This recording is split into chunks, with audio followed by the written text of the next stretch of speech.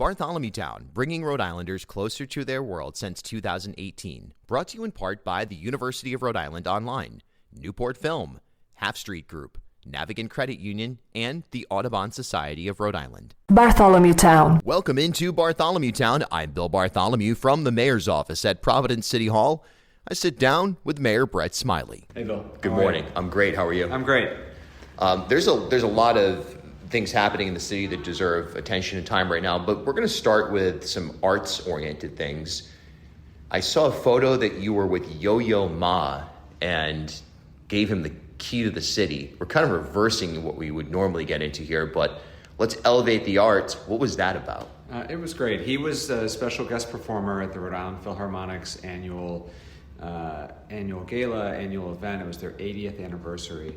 And it's not the first time he's been to Providence, though, and so he was welcomed back very warmly. Some folks may know he ran a thing called the Silk Road Ensemble that was hosted at RISD for many years, and so he knows Providence well. The highest honor that the city can offer is a key to the city, and I know to a man with a couple dozen Grammys and a Presidential Medal of Freedom and a Kennedy Center honor, I assume his Providence key to the city is at the same level in his eyes. Must be. I'm sure it was, but we really wanted to take the opportunity to make this grandest gesture that we have to make. To tell him how much we appreciate his artistry, how much we're grateful for his presence, and a truly sold-out show at the Vets was really great. And so it's only the third key to the city that I've given out. It wasn't certainly.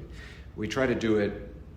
We've said no to many requests. We try to make it a very special thing. As it's turned out, I've done it one per year, and it was really lovely. Personally, it was very exciting. He's incredibly gracious and warm. He knows our city well. David Bouchain, who runs the Philharmonic and the Rhode Island Music School, was with me, and in particular, Mr. Ma was talking about what he thinks is the importance and brilliance of having a music school connected to a professional musical group like the Philharmonic, and to have the musicians also be teachers. And so, I think for the 20 minutes maybe that we spent together, most of his thoughts and comments were about the importance of music education. And so it was a really exciting moment, and hopefully a good moment for the city, and hopefully one more thing in the back of his mind that he says, Providence is a great place. I should go back more often. Right. Yeah. And also just to get that perspective as well, because there is something really important about the pipeline issue of with music education in dire straits in public schools, even across the private school sector. It's different than it was.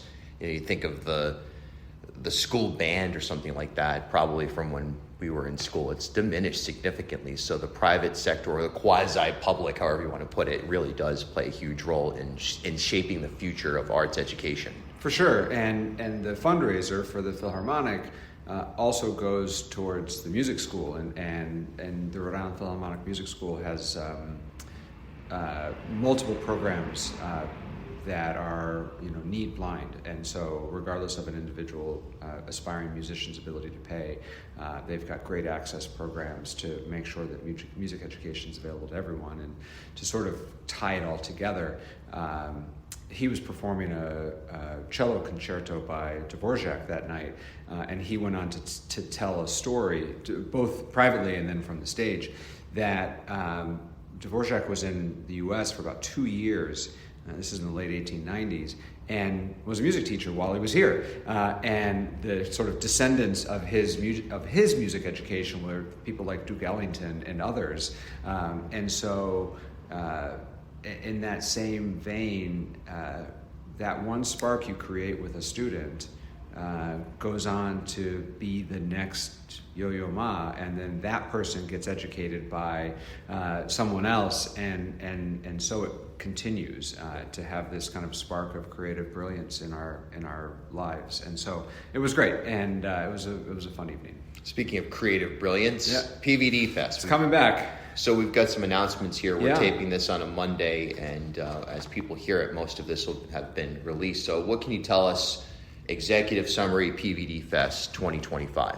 So first, save the dates, Friday, September 5th and Saturday, September 6th. The Sunday will be the rain date. As people will remember last year, after having experienced a washout 2 years ago, we now plan with a rain date in mind. And so if Friday or Saturday were to be rained out, we would push whatever programming we could to Sunday. And then we're back on the downtown footprint again. This year's spectacle, folks, regular attendees will know there's typically a spectacle. This year is Squonk, which have been here before, but with a new piece this year called Brouhaha. There'll be another new mural unveiling with the Avenue Concepts. Additionally, last year for the first time we had a mural battle in Kennedy Plaza led by Aganza. That's coming back. That was very popular. I spent some time at that last year. I thought it was so cool to see them creating in real time. And then Newhouse, which people might remember from 2 years ago with the large inflatables, will have a new installation in Burnside Park.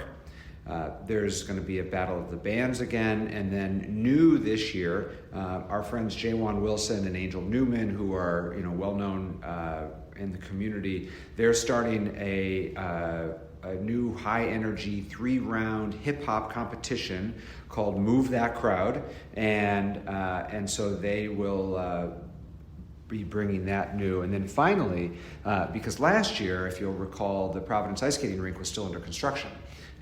And so the rink has been completed, and therefore it will be turned into a dance floor this year with multiple opportunities to enjoy. And so we'll be utilizing that space that wasn't available to us last year. So that's a pretty high level. I mean, there's going to be a lot going on. It's it's still the same as I think what most people recommend, which is don't necessarily come to PVD Fest with an agenda. Part of the magic of it is walking around the corner and hearing sounds that you didn't expect to want to hear or that you didn't know you liked, and to discover something new. But there are some great headliners, and the programming is starting to take shape. I know you have a following, particularly amongst artists, so I'll put a call out that if you are interested in performing this year, the deadline to apply to perform is this Friday, June 6th. As you said, we're recording on Monday, so on Friday, June 6th is the deadline to apply at pvdfest.com. Do you feel good about PVD Fest? I mean, it's kind of an odd thing that it just became, it seemed like a bit of a hassle for you at the beginning, where there was so much criticism, and unfairly, by the way, as I think a lot of people point out. I think overall, sure, there were some logistical things that had to be worked out, but do you feel good about this thing at this point? I do. You're right. I mean, the first year was a misstep. I hope people know that it was well intended. It turned out that some of the ideas that I had to put my mark on it were not what the community wanted, and so we changed, and we listened to that feedback, but there was no ill intent, certainly. And so last year was a great success. I felt great about it, and I'll say now, particularly where we are this year as opposed to maybe 2 years ago. My read on the community largely being driven by national politics, but a little bit of state politics, is just like people's stress and anxiety level, like the baseline is at a 6 or a 7 right now. There's so much going on, and people are so understandably stressed with things that are happening at the international and national level and the economy. And so an opportunity to come together as a community, enjoy some music and food, and is, I think, more important than ever. And it's really the medicine for what ails us right now. We may not solve the world's problems at PVD Fest, but for 2 days we can come together as a community and enjoy some of the incredible talent that we have here locally, and also get to see and appreciate some of the spectacle internationally that we've been able to import to our little corner of the world here. Yeah, we're in this moment of social atomization where everybody is starting to move in as individualized atoms rather than as a collective whole. And we've moved towards hyper-capitalism and individual gain over collective good. So moments like PVD Fest, third spaces in general, but especially spectacles are a chance to just kind of reignite at least a little bit of that, hey, we're all in this together, don't forget. Right, and it's entirely free. It's and unlike, and we're so proud of, but unlike the various cultural festivals that we have in town, this is sort of the one for everyone, right? And all corners of the community come together to downtown Providence to enjoy. And so it really does feel like the importance of that is even heightened in this moment. Yeah. So I do feel good about it. Yeah, I'm glad we also started this discussion with art stuff, because it seems like oftentimes these conversations get buried. Okay, great, we've got 2 minutes left. What's going on? Right. But certainly plenty to talk about outside of the space as well. Yeah. Last week, the Trump administration, and it's about 500 designations in terms of cities and states and so on and so forth, locales that are sanctuary cities, or at least deserve some kind of persecution. We're seeing so much reporting, so many videos of ICE agents, or who seem to be ICE agents, in masks and street clothes, just grabbing people out of nowhere. And it's heartbreaking to watch. It's disturbing to watch. No matter what someone's position may be on the issue itself, the process seems completely deranged and outside of the purview or nature of what our country is built on. So, at least in the modern sense, what is Providence has been named in this list? What's going to happen here? I know that you've already said that you're not going to order the collaboration between Providence Police and ICE or federal agents, but what can you tell people out there right now who are scared about this moment? Bartholomew Town.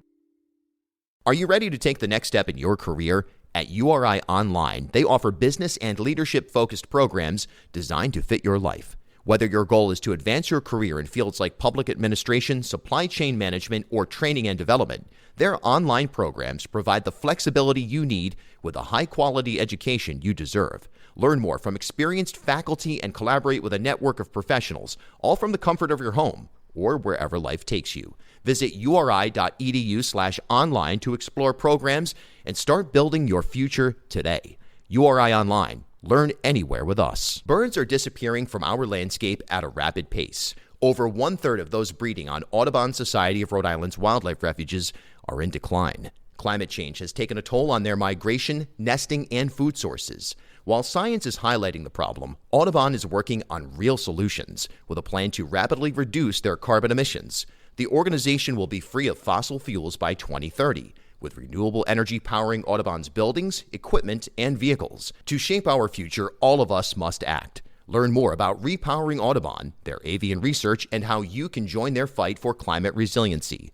Visit asri.org/repower. Newport Film screens the latest critically acclaimed documentary films year-round across Rhode Island. Like a film festival, Newport Film often gets early access to films before they're available online or in theaters. Stay up to date on their latest screening events at newportfilm.com or on Instagram @NewportFilm. As Rhode Island's first ever member-owned credit union, Navigant Credit Union has been a staple in the local business community for more than 108 years. Yeah. Today, Navigant is a $3.4 billion institution serving more than 136,000 members across 25 physical branch locations.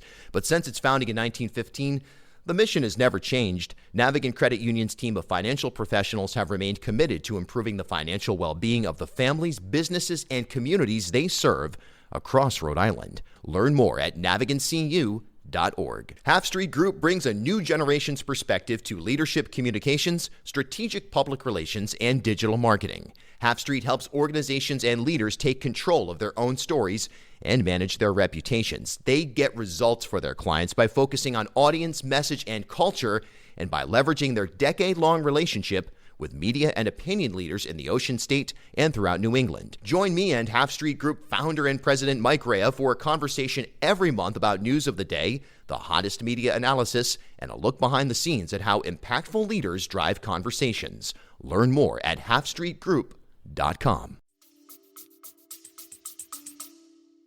So first of all, as with most things with this administration, the details are few, and we don't exactly know what it means to be on this list. They haven't said anything. They didn't tell us they were publishing this list. We found out about it.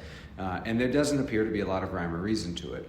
There are other communities in the region that have the exact same policy as ours that aren't on the list. And then there are cities on the list. I've been texting with my colleague mayors that are on the list that happen to be friends of mine, and they haven't heard anything either. So we don't know what it means to be on this list.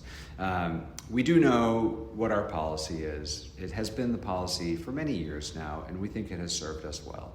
And so we intend to stay the course. As you point out, we're not changing that policy. Providence police do not proactively cooperate with ICE. We will not.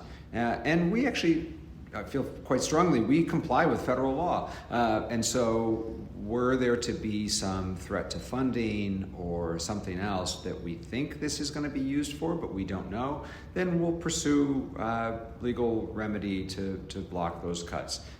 As Mayor Rivera from Central Falls pointed out the day this list came out, something similar happened, I guess 6 years ago in the first Trump administration. And both Providence and Central Falls sued and were successful because we, on the one hand, don't violate federal law, but do stand up for our citizens. And so it's hard. Listen, I was doing a business walk on Broad Street just on Saturday, 2 days ago, as we're recording this. And the business owners all to a person said that business is down, and their understanding of why is that people aren't going out. And so I've heard this. I made reference a minute ago to our cultural festivals.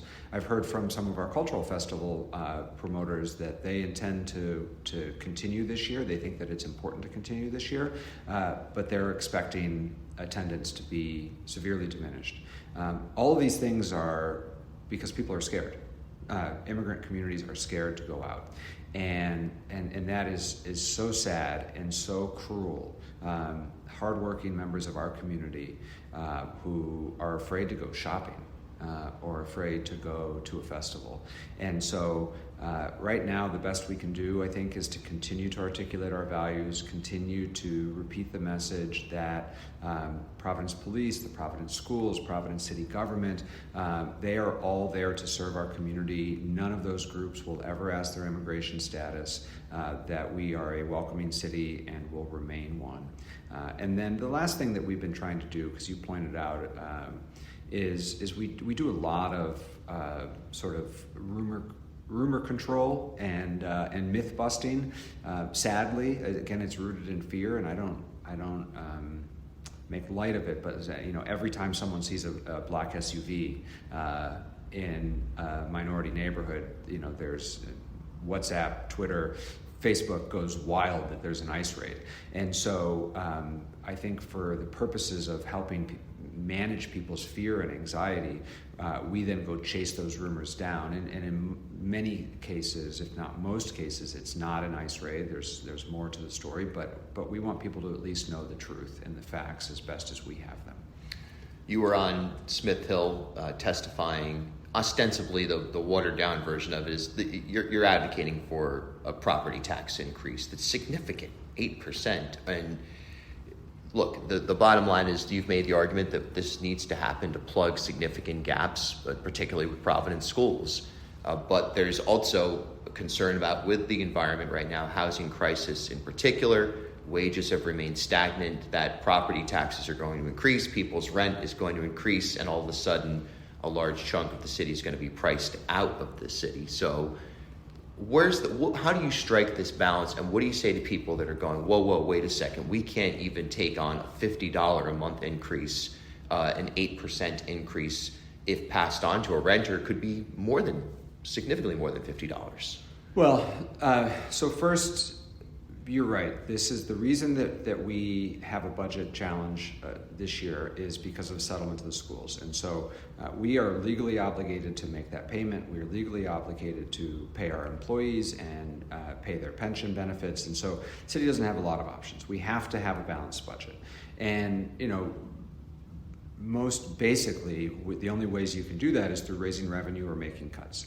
The balance that I tried to strike was some new taxes, some cuts, and some new revenues. And we have kind of exploited the new revenues. This is the cost of a parking ticket, things like that. That only yields so much. We can't balance the budget on parking tickets. So then it really comes down to taxes and property taxes and cuts. I tried to make what I thought was the right balance. The City Council now has possession of the budget, and if the General Assembly and the Council choose to dial back that tax increase, then we just have to cut more. But those cuts will start to affect city services, and so things like support for our libraries, much deeper job cuts that will start to affect city employees' ability to open the pools on time and clean the rec centers and fill potholes. That's what we're going to start to touch. Nobody wants to do any of these things. I don't want to raise taxes. I don't want to make cuts, but we have to. We have a constitutional obligation to a balanced budget, and we're going to get there. The last thing I would say, and I know it probably feels a little bit like splitting hairs, but it is important because it's been a really complicated education process this year with respect to taxes. We are asking permission from the General Assembly to allow our tax levy, which is all of the taxes we collect, to grow 7.5%. That does not mean that taxes are going up for everyone 7.5%. We get new taxes every year, particularly in an environment like we're in right now where Providence is growing, new things are being built. About 2% of the levy is just new people paying taxes on buildings that didn't used to exist. So that's not a tax increase in that respect. And so it's only about a 5.5% increase in the levy from increased taxes. And for homeowners, the average increase is 4%. For multifamily housing, it depends on what scale housing you're in. It's a little bit more than that. But what we have found in now over a dozen community meetings and multiple budget hearings and state house hearings is there's a lot of misinformation out there. There's and some of it is intentionally whipped up by political opponents of mine, and some of it is just confusion. And so the city created a tax calculator. I find that one of the most helpful things is for people to, instead of make decisions based upon what they heard or they saw on Facebook or sort of the rumor mill, to go in and actually look at their own tax bill so that you can know what we're proposing. So if you go to providenceri.gov/tax calculator, or it's just on the home page, you can actually type in your address. And even if you're a renter, you can put in your apartment building or your 3-family that you live in. And then you'll see actually what the proposed tax increase is. And in almost every circumstance, it's smaller than what they heard it might be or what they were concerned it might be. And so at least, we can have an honest disagreement about the right path forward, but at least we can agree on the facts of the proposal and then disagree on the path forward. Yeah, I do think that there's a real value to that discussion being put into real terms, because there, like as you said, there are legitimate arguments politically, strategically, from a fiduciary position. There are plenty of those, but it's confusing for a lot of people. Absolutely. We got about 60, 70 seconds here. Superman building. Yep. There's progress, I guess. What do you think that by the time the Smiley administration ends, which I would assume in your mind includes a second term, will the Superman building be occupied by tenants? Do you feel like that's a realistic thing? Or should we just say, you know what, forget about it. Let's turn it in, let's reimagine this further than the current proposal that's been sort of in various stages on the table for years? I think it will be occupied. It definitely will be under construction by the time my administration ends. I am not giving up on this building. I think the current proposal with the current developer has been, I'm not one to be using too many sports analogies, but it's been on the 10-yard line for a long time. And so obviously this legislative session, we have a sustained push on a change to the Rebuild Rhode Island tax credit program. There's application for some federal dollars to come into the mix. If none of those things were to happen, it may be an opportunity to go back to the drawing board. But even if we went back to the drawing board, it's not going to be mothball the building. It's not going to be tear down the building. It's going to be, let's come up with something new. Like we have tried everything possible with this combination. Maybe it's time to try a new combination. But the best path forward is the one we're on right now. So I'm working really hard to try to seal that deal. Very quickly, glad to see that the Providence Place Mall was at Brookfield Properties, decided to not continue to nickel and dime people for parking in excess of 30 minutes. But I was walking on Friday night through the city, and I noticed that the signage at Providence Place Mall, a lot of the lights on the Providence Place logo are not illuminated. What can the city do to try to get? I mean, it's a centerpiece no matter what. It just feels like the mall is on life support. You know, with the announcement about, hey, throw us a couple extra bucks on the way out. It's like taking up a collection to keep the place going. What can the city do to give this a little life? We're working closely with the receiver. We have done some matchmaking and brought some prospective new tenants to the table. We've given them feedback on safety, on parking. Happy to pass along the light concern. The receiver is a temporary thing. And their job, and I think they've said by the end of the calendar year, is to try to find a permanent buyer. And it is still a performing asset, as they would say. It's still making money. Someone's going to buy this, and whoever buys it next, hopefully, is a responsible owner. Hopefully, helps transition the mall from more than just retail, which is what every mall around the country is trying to figure out, and many of them have. I'm not too worried about the mall. There's still a lot of activity in there. It does do relatively well. It just needs to evolve from the mall of the 1990s to the mall of the 2030s. Yeah, mixed use would be great. Mayor Smiley from City Hall, thanks for your time. Thanks, Bill. Hey, thanks for stopping by Bartholomew Town. For more content, follow me on Instagram @BillBartholomew.